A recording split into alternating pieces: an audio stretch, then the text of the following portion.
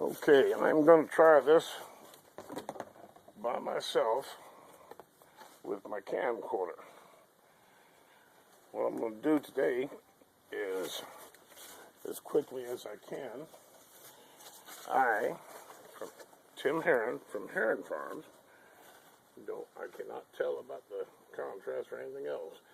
I am going to show you how to quickly make a water retainer, whatever you want to call it, out of a 50-gallon drum. I've already got a few things done here. I made me a platform up off the ground right here, so the barrel will sit up top.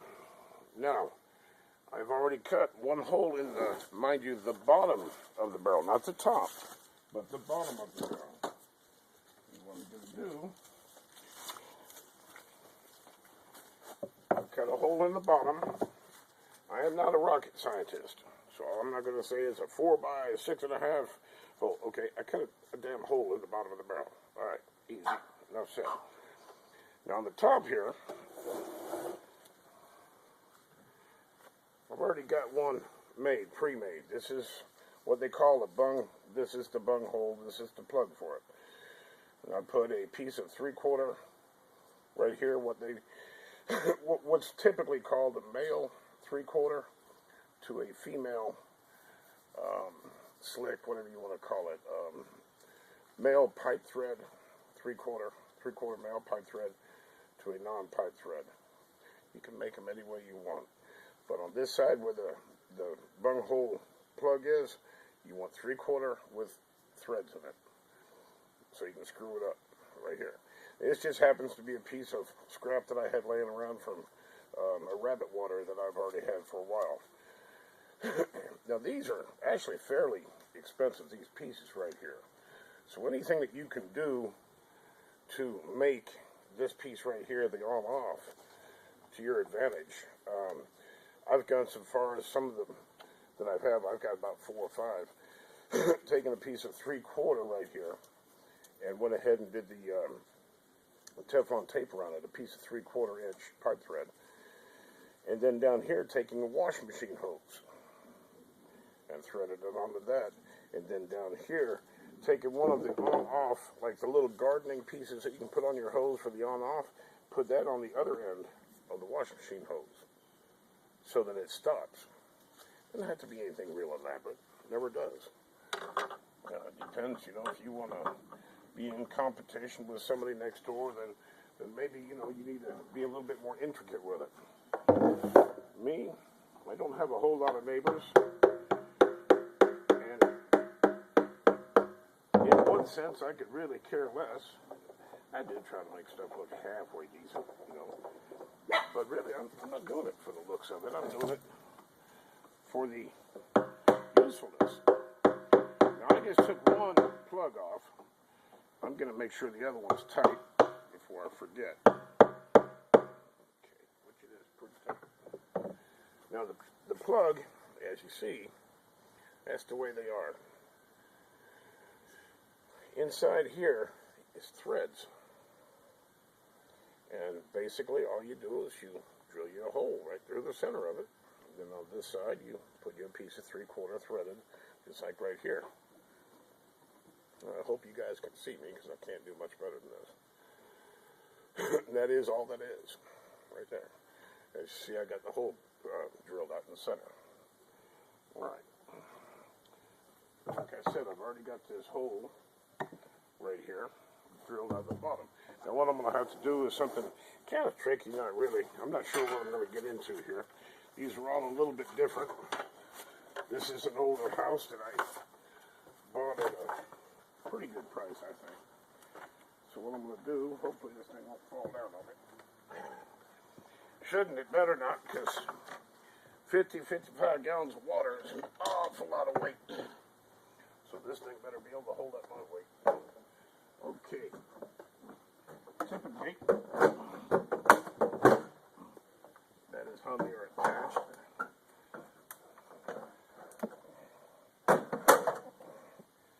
Okay. Voila. Now I have a piece right here in front of me. And it may not be long enough. I've got some other pieces around. But what I'm going to do is attach it right here. Give me just a second to go get it.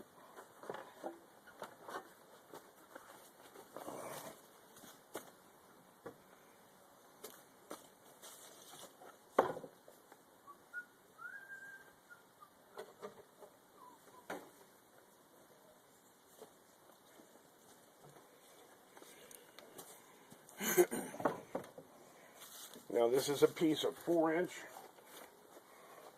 black drainage pipe. This is not perforated. Very important. Which means it doesn't have little slits through here. If you want to put it in a house and get it away from the house, and your first 8 foot would be like this, non-perforated.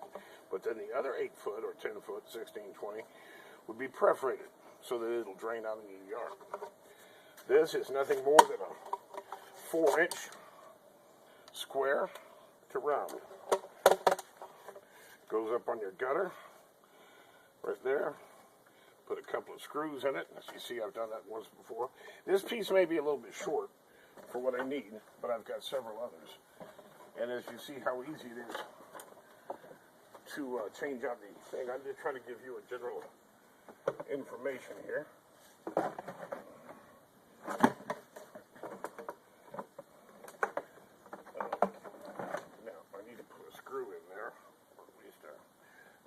Temporarily, I'm not even going to worry about that. I'll get my 50-gallon drum up here first. Okay.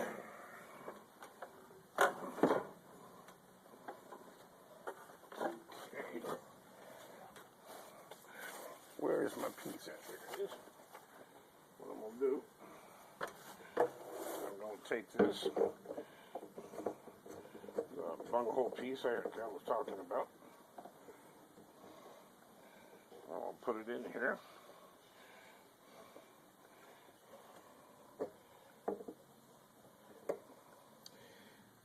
Well, something I forgot to tell you. There's 2 bungholes. One is thinner threads than the other. Apparently I took out the wrong plug. It's alright. Nothing I can't remedy.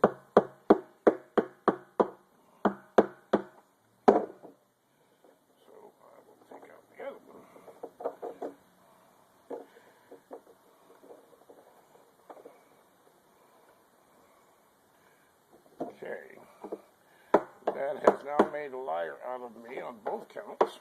And this just happens to be, you'll run into that every now and then, things that aren't the way they're supposed to be.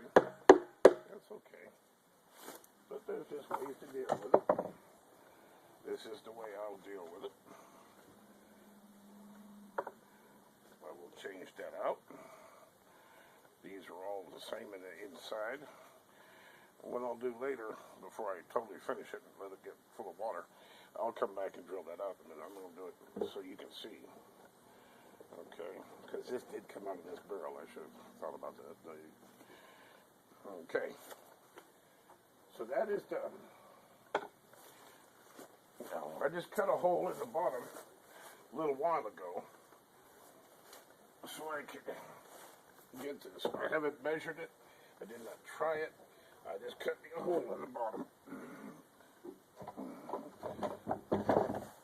That's pretty much how easy it is to do.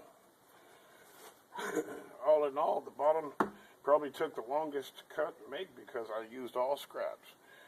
This is scraps, that's scraps, that's scraps, that was already existing. So all in all, I've got